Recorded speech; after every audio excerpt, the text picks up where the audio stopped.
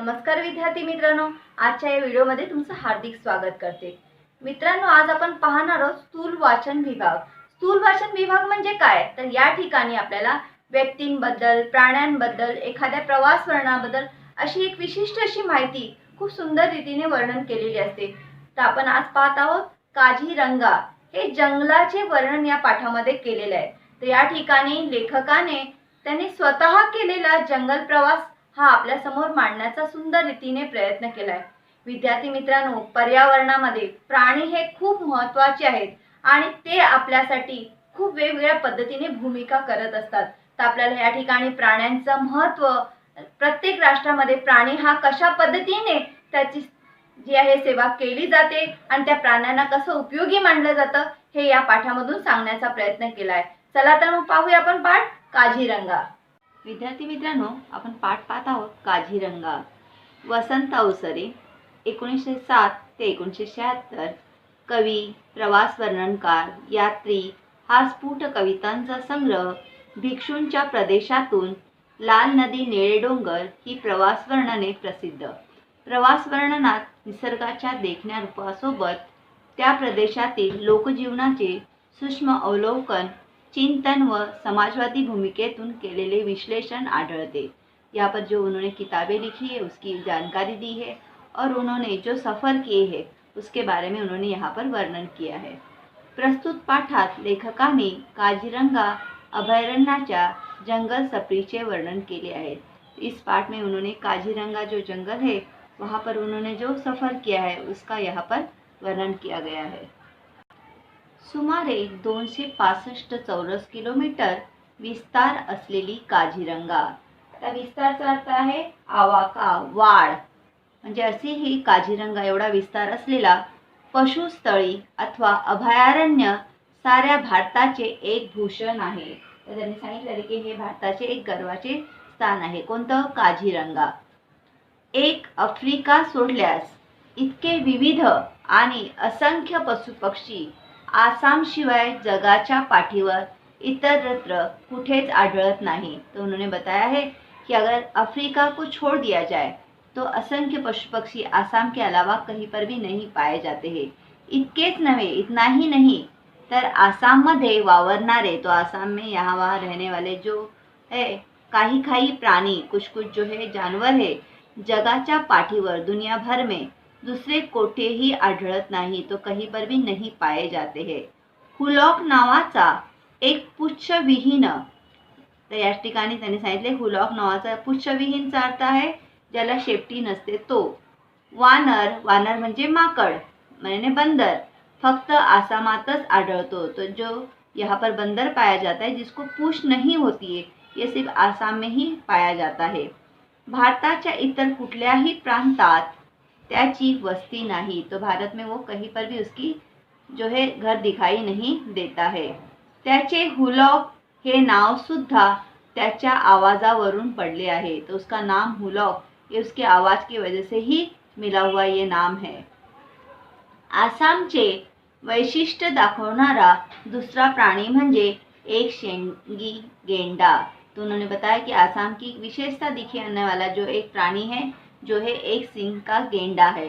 राज्य सरकार के प्रतीक म्हणून, यहाँ पर जो है ये राज्य सरकार का जो प्रतीक यानी चिन्ह कर म्हणून आसामात ठिकठिकाणी त्याचे पुतळे उभारले आढळतात।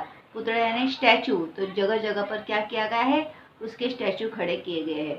कुणी म्हणेल हा अगदी निर्बुद्ध प्राणी, तो कोई कह सकता है ये जो प्राणी है ये मूर्ख प्राणी है। एखाद्या राज्याचे प्रतीक म्हणून का पसंद केला जावा, और ऐसे ये प्राणी को क्यों पसंद किया गया होगा? पण प्रथम दर्शनी वाटतो तितका हा प्राणी टाकाऊ नहीं। जैसे हम पहली नज़र में देखकर कहते प्राणी जो है किसी काम का नहीं, तो ऐसा कुछ नहीं है।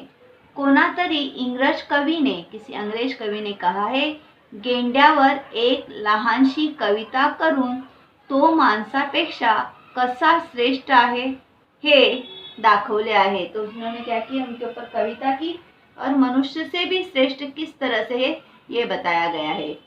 एखाद्याचा पुतळा पाहणे आणि त्याला प्रत्यक्ष पाहणे यात फार फर्क असतो। अगर किसी को आप सामने से देखो और किसी का स्टैचू देखो, मूर्ति देखो, तो उसमें दोनों में तो अंतर होता ही है। तो वैसे ही यहाँ पर अंतर है। पहा विद्यार्थी मित्रांनो, या ठिकाणी सांगितलंय की आपण एखाद्याचा ज्यावेळेला पुतळा पाहतो म्हणजे मूर्ती पाहतो आणि त्या एखाद्या व्यक्तीला आपण प्रत्यक्ष समोर जाऊन पाहतो, तर त्यामध्ये फरक असतो। मी तर गेंडा व त्याच्या बरोबर आसामातले इतर पशुपक्षीही प्रत्यक्ष व जवळून पाहण्याची संधी मिळावी म्हणून काझीरंगाला आलो होतो। तो उन्होंने बताया कि जो है वहाँ का गेंडा है, उसे और अलग अलग पशु है, उन सभी को, जानवरों को देखने का मौका मिले, इसी वजह से मैं खास कर आसाम में आया था। अशा ठिकाणी वन्य पशु बहुधा सकाळी लवकर अथवा सूर्यास्ताच्या वेळी पाहायला मिळतात। तर त्यांनी सांगितले, पहा अशा ठिकाणी जी आहेत आपल्याला बरेच जे पशु पक्षी आहेत ते सूर्यास्ताच्या वेळी पाहायला मिळतात। म्हणजे या ठिकाणी पहा हा गेंडा दाखवलेला आहे। त्यांनी सांगितले की असे जर पशु पक्षी तुम्हाला पशु पाहायचे असेल गेंड्याला, तर तुम्ही सूर्यास्ताच्या वेळेला पाहू शकता। आदल्या रात्री खूप पाऊस पडला होता। मतलब एक रात जो पहले है बहुत ज़्यादा बारिश हो चुकी थी।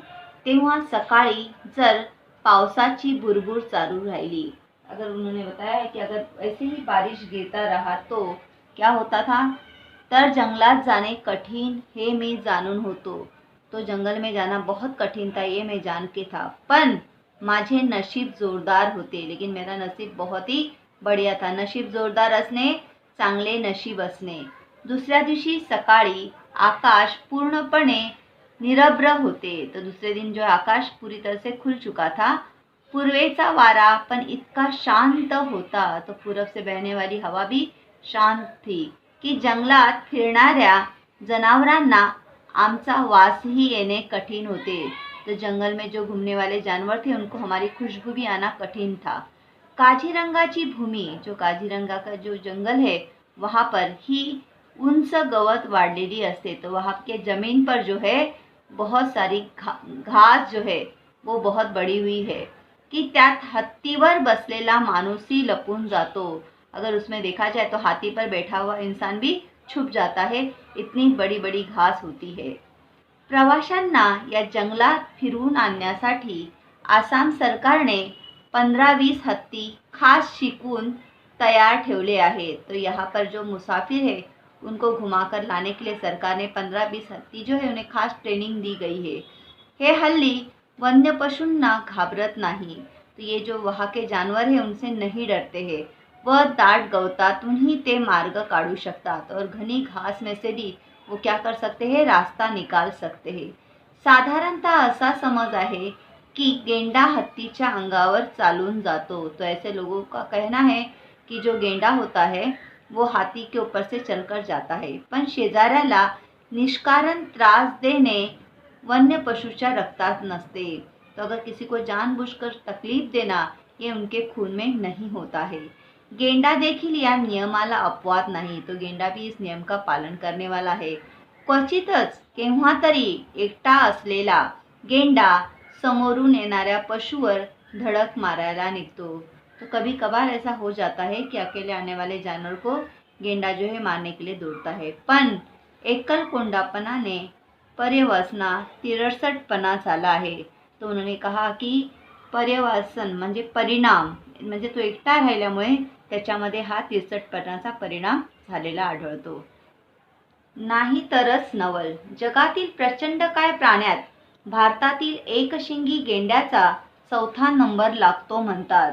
अब उन्होंने कहा कि दुनिया में बहुत बड़े प्राणियों में जो एक सिंगी गेंडा है उसका चौथा नंबर लगता है। पहिल्या तिघात आफ्रिका हत्ती, भारतीय हत्ती व आफ्रिकेतील सफेद गेंडा यांचा समावेश होतो। तो पहले तीनों में जो है अफ्रीका में का हत्ती है, भारतीय हत्ती है और अफ्रीका का सफेद गेंडा, इन लोगों का नाम आता है। जंगलात फिरण्यासाठी मला एक हत्तीन मिळाली होती। अब जंगल घूमने के लिए मुझे एक हत्ती नहीं हत्तीन मिली थी। ये स्त्रीलिंग है। तिचे नाव वैजंती ऐसे होते। उसका नाम था वैजंती। मोठी देखनी, बहुत ही सुंदर थी। इंद्राच्या ऐरावताची मुलगी शोभेल अशी होती। तो इंद्र जो भगवान थे उनकी जो हाथी था उनका नाम ऐरावत, ऐरावत यानी हाथी। तो उसकी लड़की दिखाई दे ऐसी वो दिखाई दे रही थी। ती आणि चालत पण होती ती अशी ऐटीत, वो भी चल रही थी इतने मस्त से की गवतातून चालताना जणू रेशमी साड़ी सळसळत आहे असे वाटावे। तो घास में चल रही थी तो ऐसा लग रहा था कि रेशम की जो है साड़ी जो है लहरा रही है। निघाल्यापासून थोड्या वेळातच ती एका जराशा उघड्या ठिकाणी आली। तो जैसे निकले वो खुले जगह पर आई आणि माहुताने खून केल्याबरोबर उभी राहिली। तो यहाँ पर माहुत यानी जो हाथी के ऊपर बैठता है उसे क्या कहते हैं? माहुत कहते हैं।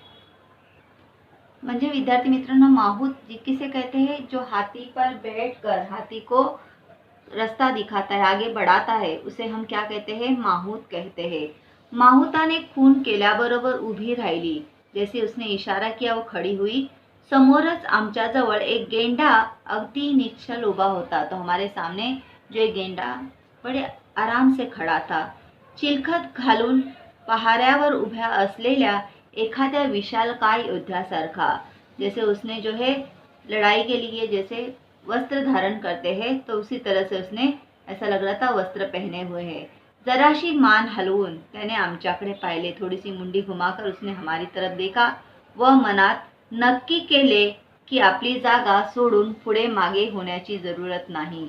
और उसने मन में जो है तय किया कि अभी मैं हिलूंगा नहीं। त्याचा फोटो घेण्याची माझी मनीषा जाणून माहुताने हत्तीला चुचकारत उभी केली। तो मैं फोटो लेना चाहता था, ये माहुत ने जाना और उन्होंने क्या किया? हाथी को वहीं पर रुकने के लिए कहा। मी गेंड्याचे मनसोक्त फोटो घेतले और मैं जितना भी चाहता उतना गेंडे का फोटो ले लिया। त्या माहुताकडून गोष्टीची माहिती मिळाली। तो दो बातों की जो है जानकारी मिली। बाजारात गेंड्याच्या नाकावरील शिंगाची किंमत जवळजवळ 2000 रुपये इतकी असते। तो बाजार में जो है गेंडे की जो सींग होती है उसकी कीमत 2000 से अधिक होती है। दुसरी अशी की शरीर थंड राखण्यासाठी चिखलाने अंग माखून घेणारा गेंडा हा सामाजिक आरोग्याचा भोगता असतो। तो वो जो है अपने पूरे शरीर में कीचड़ लगाता है क्योंकि उसको ठंड चाहिए होती है, लेकिन वो समाज के लिए बहुत उपयुक्त है। संबंध मोठ्या जंगलात, मतलब पूरे अकेले जंगल में फक्त एकाच ठिकाणी जाऊन तो आपली विष्ठा टाकतो। मतलब जो गंदगी करते हैं वो जो है वो क्या करता है? एक ही जगह पर हमेशा जाके करता है। कित्येक मैल दूर असला तरी त्याचा एका जागेवर तो नेहमी परतून येतो। मतलब कहीं पर भी दूर होगा, लेकिन जहाँ पर वो गंदगी करता है वही वापस आके गंदगी डालता है। घाण वाटेल तेथे टाकू नये, मतलब गंदगी जहाँ चाहिए वहाँ नहीं करना चाहिए। शेजारा पाजारांना त्रास होईल असे वागू नये, आजूबाजू वाले को तकलीफ हो ऐसा रहना नहीं चाहिए। हे समजणारा गेंडा निसंशय शहानाच म्हटला पाहिजे। तो उसको हमें मतलब होशियार ही कहना चाहिए। माहुता ने खून के लिए, अब जो उस माहुत है जो हाथी को हाँकने वाला, उसने इशारा किया व गरकन वळसा घेऊन वैजंती दुसरीकडे निघाली। और जैसे ही उसको कहा गया तो वो जो है गोल घूमकर दूसरी ओर जाने निकली। त्याच वेळी एक पांढरा शुभ्र गाय बगळा डोक्यावरून पंख हलवत उडाला। तो जो है गाय बगळा पक्षी है वो जो है सर के ऊपर से उड़ा। मी लगेच मनात नक्की केले की जवळपास कुठेतरी रान म्हशींचा कळप असला पाहिजे। जो गाय भैंस पर बैठते हैं ना पक्षी, तो वो जो है उनको मैंने सर पर से घूमते देखा तो मुझे लगा कि यही कहीं जंगली जो है गाय भैंस जो है दिखाई देगी। माझा तर्क खरा ठरला और मैंने जो सोचा था वो सही हुआ। गिरकी घेऊन बगळा जिथे उतरला त्या दिशेने माहुताने वैजंतीला हाकारले। तो जहाँ पर बगुला जो है उतरा है वहीं पर माहुत ने जो है वैजंती को जाने के लिए कहा। आणि 5-15 मशीनचा कळप, तो भैंस जो है 5-15 भैंस वहाँ पर एक कळप शांतपणे चरताना आमच्या दृष्टीस पडला। म्हशी गवतातून चालतात। तो वहाँ पर हम लोगों ने देखा कि वो भैंस जो है घास खा रही थी और जो है वहाँ पर दिखाई दे रही थी। त्यावेळी गवतातले अनेक लहान कीटक, मतलब उस समय घास में जो छोटे छोटे कीड़े थे, घाबरून हवेत उडतात। त्यांना खाण्यासाठी बगळे नेहमीच म्हशींच्या जवळ अथवा त्यांच्या पाठीवरही येऊन बसतात। तो बगुले जो है भैंस की पीठ पर आकर बैठते हैं। विशाल शिंगाच्या 10-15 म्हशींच्या मधून वावरणारे बगळे पाहून मनात आले। तो वहाँ पर जो 10-15 जो भैंस थी वहाँ पर वो रहने वाले बगुले देखकर मेरे मन में आया की निसर्गाची ही काळ्यावरची पांढरी लिपी केव्हा तरी कागदावर चित्रित केली पाहिजे। तो उन्होंने बताया कि देखो निसर्ग यानी नेचर से ही देखो, जैसे काले पर सफ़ेद, तो जैसे काले भैंस थे उसके ऊपर सफ़ेद बगुले बैठे हुए हैं, तो उसको चित्रित करना चाहिए। आसामी जंगलातल्या या रान म्हशींची शिंगे दिसायला मोठी सुंदर, तो उनके जो भैंस थे उनके सींग जो है बहुत ही सुंदर थे आणि विशाल अर्धचंद्राकृति असतात और बहुत बड़े, जैसे आधे चंद्र होता है वैसे उनके सींग दिखाई देते हैं। हत्तीपेक्षाही उंच असलेला एलिफेंट ग्रास, मतलब हाथी से भी ऊंचा वहाँ पर जो है घास दिखाई देता है। मधून चिखल तुडवत माहुताने वैजंतीला पुढे काढली और वो कीचड़ से आगे जो है वैजंती को निकाल रहा था। थोड़े अंतर चालून गेल्यावर मध्येच थांबून तिने सूंड वर केली। थोड़ा दूर जाने के बाद जो हाथी ने सूंड ऊपर की आणि तुतारी सारखी दीर्घ किंकाळी फोडली और जैसे तुतारी बजाते हैं वैसे वो जोर से चीखने लग गई। मला वाटले काहीतरी संकट आहे, मुझे लगा कुछ तो मुसीबत आई है। माहुताने इकडे तिकडे नजर फिरवली, उसने यहाँ वहाँ देखा आणि हत्तीनीला पुढे चालण्याची सूचना केली और हाथी को पुढे आगे मतलब जाने के लिए कहा। सावधपणे पावले टाकत बड़े सावधानी से कदम बढ़ाते हुए गवतातून चालत फिरवली आणि हत्तीनीला पुढे चालण्याची सूचना केली त्याने, म्हणजे हाथी को आगे जाने के लिए कहा और उन्होंने घास से आगे आगे चलने के लिए कहा। ती एका डबक्यापाशी आली, वो एक जो है वहाँ खड्डा था वहाँ पर गड्ढे के पास आई। डबक्याच्या काठावर एक हरिण मरून पड़े होते, तो उन्होंने देखा कि वहाँ गड्ढे के किनारे पे एक हिरण मर चुकी थी। हत्तीने ने पुन्हा एक किंकाळी फोडली और हाथी जो है फिर से एक बार चिल्लाई आणि तोंड हवेत फिरून चारी दिशांचा वास घेतला और उन्होंने चारों तरफ जो है हाथी ने सूंघने लगी, जणू काय मृत्यूची पावले, जैसे वो कहा उसके मृत्यू कैसे हुआ वो जानना चाहती थी। आजूबाजूला कुठे रेंगाळत आहेत की काय याचा मागोवा ती घेत होती, यानी उसे किसने मारा है, क्या हुआ, इसके बारे में वो जानना चाहती थी। माहुताने वैजंतीला जरा खाली वाकायला लावले, तो माहुत ने जो वैजंती को झुकने के लिए कहा आणि आपल्या सोबत्याला खाली उडी मारायला सांगितले और उनके साथ जो था उसे कहा कूदने के लिए कहा। त्या सोबत्याने खाली उतरून हरणाच्या प्रेताचे नीट निरीक्षण केले, उसने हाथी की जो हरिण यानी हिरण थी उसका निरीक्षण किया। कुठल्या तरी प्राण्याने छाती शिंग खुपसून त्याची हत्या केली होती, तो किसी प्राणी ने जो है उसे यानी जानवर ने उसकी हत्या की थी। कितनी नाजुक सुंदर जीव, कितना मतलब वो जो है सुंदर ऐसे जानवर था, पण जनावराच्या एका आंधळ्या वेड्या लहरी बरोबर चक्काचूर झाला त्याचा। माझे मन क्षणभर बधीर झाले, बधीर होने काही सुचेनासे झाले। तो ये सुंदर सा जानवर मारा देखकर मेरा मतलब मन कुछ सोचना ही नहीं चाह रहा था। काझीरंगाचा विस्तीर्ण वनप्रदेश तुडवत आणि भिजलेल्या वाऱ्यावर मंद मंद गतीने तरंगत गिरक्या घेणारा जमिनीचा व गवताचा वास हुंगत वैजंती प्रवासी बंगल्याच्या दिशेने चालू लागली। अभी देखो वहाँ पर जो मुसाफिर थे वो बंगले की तरफ आने लगे, का कोण जाने, पण वाटेत पुन्हा ती थबकली। फिर अचानक वो रुक गई आणि त्याच वेळी समोरून हरणांचा एक कळप उड्या मारत पळत पळत निघून गेला। तभी देखा मैंने हिरण जो है, बहुत सारी हिरण वहाँ से दौड़ते हुए जा रही थी। अब बहुत सारी हिरण होती है ना, उसे मराठी में हम क्या कहते हैं, कळप। त्या हरणांकडे पाहून एका विलक्षण समाधानाने माझे मन भरून आले और हिरण को देखकर मैं बहुत ही खुश हुआ। त्यांचा तो कळप सारंगाचा आहे असे मनाला वाटू लागले। किंचित काळसर, अंगावर अस्पष्ट पांढुरके ठिपके असलेल्या हरणांना संस्कृत भाषेत सारंग म्हणतात। तर संस्कृत भाषा में उन्हें क्या कहते हैं, सारंग कहते हैं। या हरणांचा कळप वेगाने जातो त्यावेळी एखादा काळा पांढरा ढग वाऱ्यावर तरंगतो आहे असे वाटते। जब ये हिरण दौड़ती है ऐसा लगता है कि जैसे कि हवा में जैसे बादल जैसे छाते ना, सफेद बादल काले बादल वैसे दिखाई देते हैं। ढगाला ही संस्कृत भाषेत सारंग हे नाव आहे, तो संस्कृत में बादल को भी सारंग कहा जाता है। वैशाखातल्या पांढुरक्या ढगासारखे क्षणाक्षणाला वेगळे रूप घेणारे मन तिथे घोटाळत असता वैजंती काझीरंगाच्या कडेला येऊन उभी राहिली, और देखते देखते वैजंती भी वो जो है वहाँ किनारे आकर रुक गई। प्रवासी बंगला तिथून जवळच होता और वहीं से करीब बंगला था। अशा पद्धतीने या ठिकाणी वर्णन केलेलं आहे। चला तर विद्यार्थी मित्रांनो, आपण पाहूया शब्दार्थ। या ठिकाणी पहा शब्द लिहिलेला आहे विस्तार। विस्तार म्हणजे वाढ। पुच्छविहीन म्हणजे शेपटी नसलेला। कर्दम। कर्दम म्हणजे चिखल। निष्कारण म्हणजे अनावश्यक। पर्यवसान म्हणजे परिणाम। ऐट म्हणजे दिमाग। माहूत माऊत म्हणजे हत्ती हाकणारा। विष्टा म्हणजे मल। अशा पद्धतीने हे शब्दार्थ आहे। आता पाहूया वाक्यप्रचार।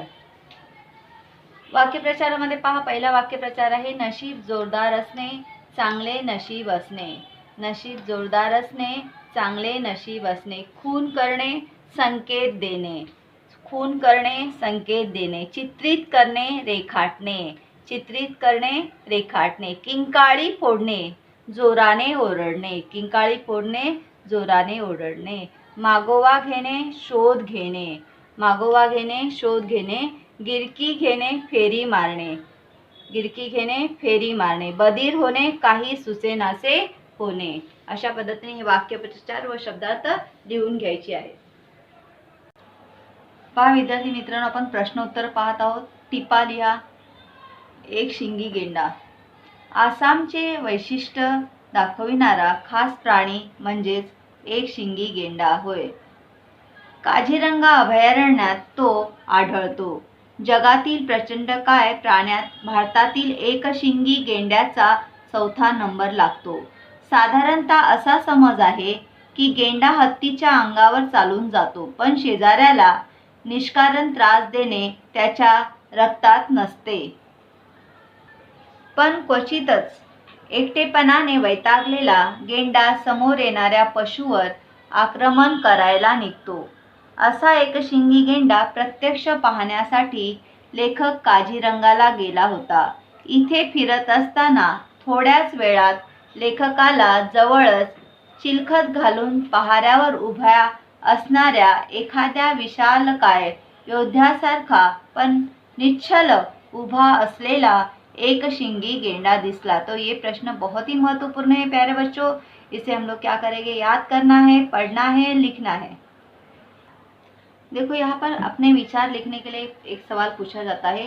तुम्ही केलेला जंगल प्रवास, मतलब आपने जंगल सफर किया है, याविषयी थोडक्यात माहिती लिहा। उसके बारे में में जानकारी लिखनी है। 2 वर्षापूर्वी 10वीची परीक्षा संपल्यानंतर एप्रिल महिन्यामध्ये मी माझ्या काकांसोबत ताडोबा राष्ट्रीय उद्यान पाहण्यासाठी गेलो होतो। महाराष्ट्रातील चंद्रपूर जिल्ह्यात असलेले हे उद्यान भारताची शान आहे। येथे प्राणी, पशु, पक्षी यांची विविधता आपण अनुभवू शकतो। इथे आढळणारा वाघ हा इथल्या आकर्षणाचे केंद्र आहे। आम्ही पहाटे 5:30-6 वाजताच जीपमध्ये बसून जंगल सफरीसाठी निघालो। या ठिकाणी जंगली प्राणी, पशु पहाटे जास्त पाहण्यास मिळतात अशी माहिती मिळाली होती। ती अगदी खरीच ठरली। आम्ही फिरण्यासाठी निघालो तेवढ्यातच 5-6 हरणांचा कळप आमच्या समोरून अगदी सहज उड्या मारत गेला। त्यांचा तो सोनेरी रंग, आहा! सीतेला त्याच्या कातडीचा मोह का झाला असावा, त्याचे कारण खऱ्या अर्थाने मला त्यावेळेस उलगडले। पशुपक्ष्यांच्या किलबिटाटाने सारे वातावरण धुंद झाले होते। डोक्यावरून निर्भयपणे उडत जाणाऱ्या बगळ्यांची रांग पाहिली आणि बालकवीने श्रावणमास कविता आठवली। डोक्यावर शिंगांचा संभार मिरवणाऱ्या काळविटांचा कळप गवतामधून चरताना पाहिला आणि क्षणभर हरकून गेलो। दिवसभर भटकंती करून थकून परतीच्या वाटेवर निघालो। प्रवासी बंगला 15-20 मिनिटाच्या अंतरावर असेल नसेल आणि तितक्यातच अचानक रस्त्यावर ताडोबाच्या राजाचे भव्य दिव्य दर्शन घडले. चालकाने जीप थांबवली आणि काहीही हालचाल न करता शांतपणे समोरच्या वाघाकडे पाहण्यास सांगितले. त्याची ती भेदक नजर, डौलदार चाल पाहताना आम्हाला कसलेही भान उरले नव्हते. तो यहाँ पर ये जंगल का सफ़र वर्णन किया है. अब अगर आपको लग रहा है ये मुझे नहीं लिखना है, कोई बात नहीं.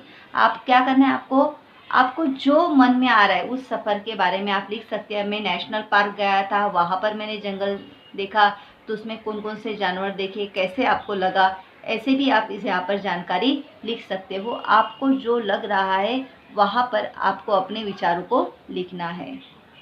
विद्यार्थी मित्रांनो, आपण आताच काझीरंगा हा पाठ पाहिला. या पाठामध्ये एक शिंगी गेंडा हा किती महत्त्वपूर्ण आहे आणि तो आपल्याला पर्यावरणाचे संरक्षण करण्यासाठी किती आणि कशी मदत करतो हे या ठिकाणी सांगितले आहे.